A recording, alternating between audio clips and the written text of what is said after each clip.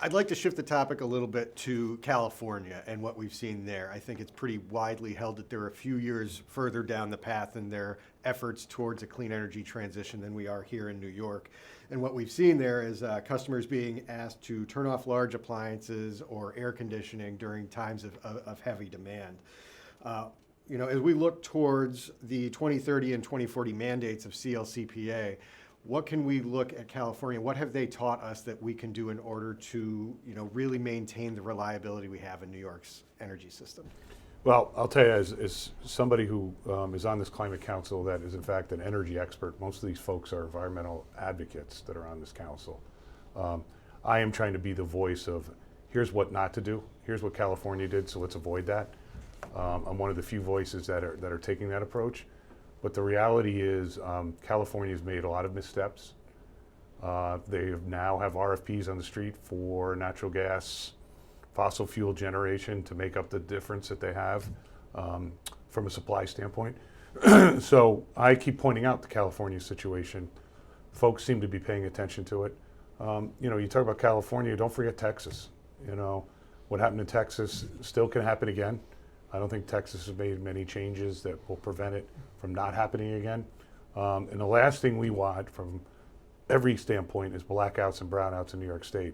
So the lessons learned in California are something I keep harping on every meeting about, look what happened here.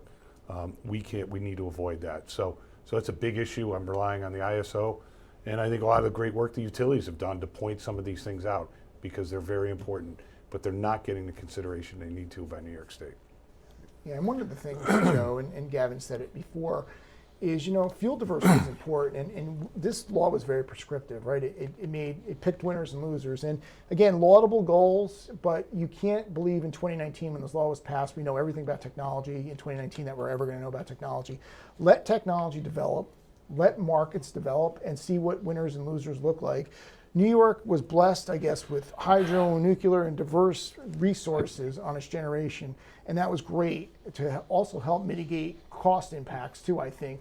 And I think the more we kind of focus and pick winners and losers, I think that's to our detriment here in New York. I think we've got to be very careful about trying to pick technology winners and losers. We've got to let markets develop. We have to let technology develop. I think New York has to learn from that. And look, we need, dispatchable baseload generation. I mean, if you're going to have intermittent renewables, you need companions to them. When the wind's not blowing, the sun's not shining, storage isn't there yet, and it might get there someday.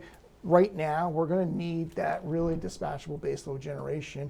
Quick start fuel right now, natural gas it can do that, right? And so we have to make sure we're using the resources we have so we don't disadvantage customers in terms of both reliability and I think affordability, which are crucial to this transition.